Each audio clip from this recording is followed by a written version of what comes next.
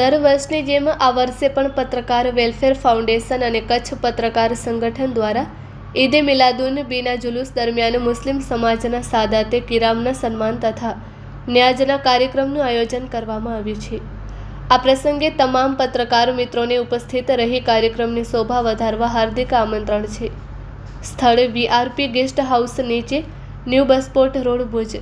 નિમંત્રક વિમલ સોની, પ્રમુખ પત્રકાર welfare foundation Kutch પત્રકાર સંગઠન।